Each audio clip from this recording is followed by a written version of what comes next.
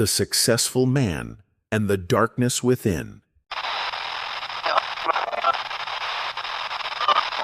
You see him walk into the room and every head turns. Sharp suit, confident posture, that calm, measured tone that makes people listen. He's the kind of man others point to and say, "That's who I want to become." They don't know what you now know. His name is Jonathan Hale, 42, CEO of a tech firm valued in the hundreds of millions. Married to a woman who looks like she stepped out of a magazine spread. 2 kids in private school. A house that stares down the city skyline. To the world, he had everything. But inside it was already falling apart. They say success has a sound. Applause. Champagne toasts. The engine of a German car humming through the night. But Jonathan's success had a different soundtrack. Silence. A cold, suffocating silence that met him each night when he entered his designer kitchen and realized he hadn't smiled in days. Not a real smile. Not the kind that reaches the eyes. You see, there was no scandal. No tragedy. Nothing that anyone would have recognized as wrong. But that's the cruel irony of it all. The darkness didn't crash in like a wave. It crept in like fog, gradually, silently, stealing warmth, stealing meaning. Until one day he stood in front of the mirror and didn't know who was looking back. He went through the motions. Morning gym, emails before breakfast, board meetings, strategy reviews. Leadership talks about vision. But each task felt heavier than the last. 1,000-pound weight disguised as routine. And then came the anger. Short, sharp, unjustified. A spilled coffee. A delay in traffic. His child laughing too loudly. All of it set something off inside him. Something he didn't understand and couldn't control. He'd apologize afterward, of course. Say he was just tired. But deep down, he knew it wasn't just tired. It was something else. Sleep stopped coming. Nights became battlegrounds of restless legs and racing thoughts. He tried wine. He tried sleeping pills. He even tried silence sitting in his dark office until sunrise, staring at the city he once ruled, now unsure if any of it mattered anymore. You might wonder, why didn't he ask for help? Because men like him don't ask for help. They solve problems. They fix things. And whatever this was, it wasn't supposed to happen to someone like him. Not the man who'd been called a visionary. Not the man whose book about leadership had become a bestseller. But pain doesn't care who you are. Depression doesn't check resumes. It comes for the strong just as much as the weak. Maybe even more so because the strong never learn how to fall. Until one day, they do. Jonathan's fall began not with a scream but with a whisper. A soft, unnoticed collapse of the soul. And you would have never seen it coming. Just like no one around him did. But in the quiet, the truth had already begun to speak. It didn't happen all at once. There was no thunderclap, no dramatic breakdown in a public place. Just a quiet unraveling, a thread pulled here, a stitch loosened there until the life he had so tightly stitched together began to come apart in his hands. Jonathan stopped caring. At first it was subtle. He showed up late to meetings just 5 minutes, maybe 10. He forgot birthdays, not just others, his own. He sat through client presentations and couldn't remember a single word said. The man, once hailed for his laser focus, was now a ghost behind the glass walls of his office. You might think he was just burned out, overworked, in need of a vacation. But vacations only work if you want to return. And Jonathan, he didn't want to return to anything. Not his emails, not his home, not even himself. He began snapping at his team's small things, a missed bullet point in a slide, a wrong coffee order. His assistant, once the only person who could read his mood before he spoke, started avoiding his eye. His wife, ever graceful, ever composed, asked him one night over dinner, "Are you okay?" He looked up, blinked, said, "Of course," then excused himself and locked the bathroom door, and cried. Not loud, just enough. A man too exhausted to scream, too proud to fall apart where anyone could see. The nights grew worse. Sleep wasn't sleep anymore. It was a series of forced rests, eyes closed, but the mind racing. Thoughts looping in endless circles. What's wrong with me? Why can't I feel anything? Am I broken? One night he stared at the ceiling for 6 hours straight. At 4 a.m. he walked out onto his balcony, looked down. Not with any desire to jump, just curiosity. What would happen if I wasn't here tomorrow? Would the markets react? Would the board notice? Would his children remember the man? Or the absence? The real collapse came during a quarterly review. He was mid-sentence standing at the head of the table presenting revenue figures when the numbers blurred. His chest tightened, breath shortened. His hands trembled as the room tilted. He gripped the table. Silence fell. His COO asked if he was okay. He smiled a hollow automatic reflex and said, "Just a little lightheaded." But inside, everything had gone dark. That night, he didn't go home. He drove for hours with no destination, ended up in a dimly lit parking lot outside a pharmacy, sat there engine running, listening to the sound of his own breath, shallow, fast panicked. The next day, he did what he never thought he'd do. He walked into a clinic, alone. No appointment, no assistant. Just a tired man in a $1,000 coat with a silent scream inside his chest. The diagnosis came gently but firmly. You're experiencing clinical depression, likely compounded by years of unspoken stress. He nodded, said nothing. The doctor continued speaking, but the words blurred into a hum. Jonathan wasn't shocked. He was relieved. Finally, someone had named the shadow. But now came the hard part facing it. There are mirrors in every luxury home. Jonathan had dozens, full-length ones in walk-in closets, frameless ones above marble sinks. A giant gleaming wall of glass behind his office desk that showed his perfect posture as he led meetings like a general commanding his troops. But the one mirror he never looked into was the one inside. After the diagnosis, the doctor had told him, "You don't need to fix anything. You need to stop pretending you're not broken." And so for the first time in years, Jonathan stopped. He turned off the calendar alerts, canceled the investor meetings, let go of the image he'd spent 2 decades sculpting. And when the silence finally settled, when there were no more distractions, no more expectations, no more emails, he was left with one person, himself. That was the hardest part. Because what do you say to the version of you you've ignored for so long? He started small. Mornings without the gym, afternoons without the tie. He let his beard grow in, sat by the window with tea instead of coffee. No rush, no urgency, just breath, just stillness. But stillness is not peace, not yet. At first he hated it. The silence brought voices, memories he'd buried, questions he'd never answered. What did any of this mean? Why had he spent years building an empire only to feel like a stranger inside it? Was he chasing success or running from something? He thought of his father, a man who never showed emotion, who taught him that weakness was shameful. He thought of his old mentor, the one who once said, "Burnout is a myth. Winners don't stop." And he realized he'd lived his life performing strength, never practicing it. One afternoon, Jonathan picked up a pen and wrote 3 words in his journal. "I feel lost." It was the first honest sentence he had written in years. And with that, something shifted. He began to meet weekly with a therapist, a quiet man who asked simple, disarming questions. What do you enjoy? When did you last feel free? At first, Jonathan gave corporate answers. Results, growth, efficiency. But the therapist just smiled and said, "That's what you do. I'm asking who you are." He had no idea.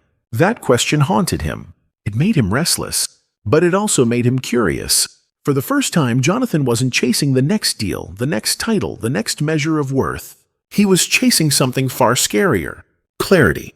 He stood in front of his actual mirror one night, looked into his eyes, not the hair, not the jawline, not the expensive shirt, just the eyes, tired, a little red, but still alive. He whispered to his own reflection, "I miss you." Because somewhere along the road to success, he'd abandoned the boy who once painted, who loved thunderstorms, who read poetry when no one was watching. And maybe now, maybe it was time to bring him back. Healing doesn't come like a flood. It arrives like a whisper. Some mornings, Jonathan woke up feeling like his chest had space again. Other days, the weight still sat heavy. But for the first time, he wasn't fighting the feeling. He was learning to sit with it, to breathe through it, to understand it like an old friend who'd been knocking for years. His therapist had said something simple: don't chase recovery, invite it. So he did. He started walking. No AirPods, no emails, just feet on pavement and the sound of the wind threading through trees. At first it felt pointless. A man used to closing $1 million deals now celebrating a 30-minute stroll. But slowly the walks became sacred, not for the distance, just for the quiet presence. He tried cooking, burned the rice, oversalted the soup, but there was something honest about failing at something that didn't matter. It reminded him that life could be lived, not just managed. He picked up an old sketchbook. Blank pages stared at him. So did the memories of a time when he used to draw for no one but himself, when the world hadn't yet told him that art wasn't useful. The first lines were shaky, but they were his. Real, unpolished, alive. He met other men in group therapy, former athletes, surgeons, even a retired Navy officer, all of them worn down by the same invisible illness. And when Jonathan told his story, he didn't use slides or numbers. He just spoke, shaky at first, then steady. One man wept. Another nodded silently. It was the first time Jonathan's words saved something other than profit margins. At home, things changed too. His wife no longer asked, "Are you okay?" with suspicion, but with softness. His son started asking to sit with him just to draw. His daughter showed him a painting she'd made. It was of their family, but this time, Dad wasn't on the phone. He was sitting in the grass, eyes open. One evening, he found himself watching the sunset, not for inspiration or a social media post, but because it was beautiful. And in that moment, he smiled. Not the practice smile, not the camera-ready one, a real smile. You see, Jonathan hadn't yet returned to the man he once was, but he had returned to being a man who felt, who allowed joy to be slow, who let grief linger without shame, who no longer measured his worth by output, but by presence. One night during a meditation session, the instructor said, "Notice your breath. It is not a task, it is a gift." And Jonathan wept, not because he was sad, but because for the first time in years, he realized he was still here, still breathing, still alive. And that in itself was enough. Not all victories are loud. Some are found in silence on a park bench with sunlight resting on your shoulders, and no need to be anywhere else. Jonathan no longer lived by deadlines. He lived by moments. He started volunteering at a local shelter, not for publicity, not for some executive mentorship program, but because he wanted to. Washing dishes, organizing donations, listening to stories from people who had lost everything but still found ways to laugh. It grounded him. He reconnected with old friends ones he hadn't called in years because he was too busy. Some didn't pick up, others did. One of them, Michael, a college roommate turned teacher, just said, "Took you long enough." They met for coffee and talked for hours, not about IPOs or expansion strategies, but about how hard it was to be human sometimes. At home, things softened. His wife noticed it first, how he looked her in the eye again, how he asked questions and listened, not with half a mind, but all of himself. They took evening walks, no phones, just hands finally held. He began to show his children who he really was, not the man in photo shoots or magazine spreads, the man who struggled, who painted late at night and burned his toast, who sometimes still had sad days, but wasn't afraid of them anymore. He told his son the truth: "I was sick, not in my body, but in my heart." His son didn't flinch, just hugged him tighter. And that simple gesture felt more affirming than any applause he'd ever received. You see, Jonathan had always believed power came from control, from being the calmest in chaos, the smartest in the room, the last one standing.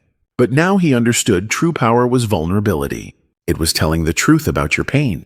It was reaching out when you didn't want to be seen. It was forgiving yourself for not being perfect. One afternoon, he returned to his old office, not as CEO, but as a guest speaker. They invited him to talk about leadership, but he told them something else. He stood in front of that same boardroom and said, "For years I was building something so big, I forgot to build a life. Success without peace isn't success. It's a prison in a tuxedo." Silence followed. Then applause. Not polite, not perfunctory, real. Jonathan didn't need it, but he accepted it with a quiet nod and a heart finally unburdened. Later, he sat alone on a bench outside sipping tea. No reporters, no metrics, just the sound of wind and the faint laughter of two kids passing by. He smiled, because this was it. This was his quiet victory. Not a return to greatness, but a return to wholeness. He never wrote a memoir. He didn't build a foundation or launch a campaign. There were no TED Talks, no viral videos. He didn't need them. Jonathan Hale simply lived. And in living truthfully, he left behind something far more powerful than any public brand. He left behind honesty. In the final years of his life, not because he was dying, but because he was awake, Jonathan became the kind of man people could talk to. Not the CEO, not the strategist, just Jonathan. A man who knew what it meant to fall apart and still find his way back.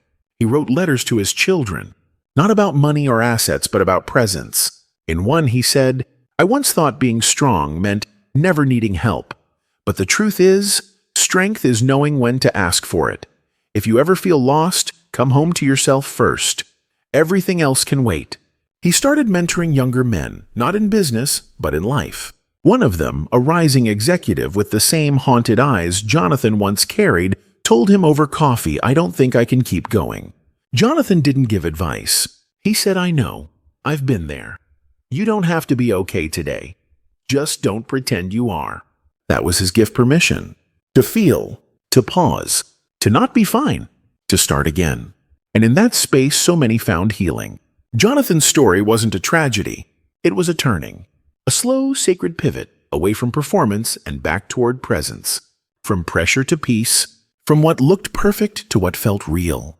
His name faded from headlines. His company was passed on to others. But in living rooms, in support groups, in quiet moments between fathers and sons, his words lingered. "You are not what you achieve. You are what you survive. You are who you choose to become after the breaking." And maybe you needed to hear this too. Maybe you've worn the mask for too long. Maybe you've smiled through the silence and convinced everyone, even yourself, that everything is fine. But you feel it, that soft ache, that breath that catches in your chest, that moment in the mirror when the truth stares back. So let this be your sign. Let Jonathan's journey speak louder than his resume ever did. If you are tired, rest. If you are hurting, reach. If you are lost, pause. You don't need to climb higher. You need to come home. To your breath, to your truth, to the quiet, steady voice inside that says, "You are still here. You are still breathing." And that means hope is still alive.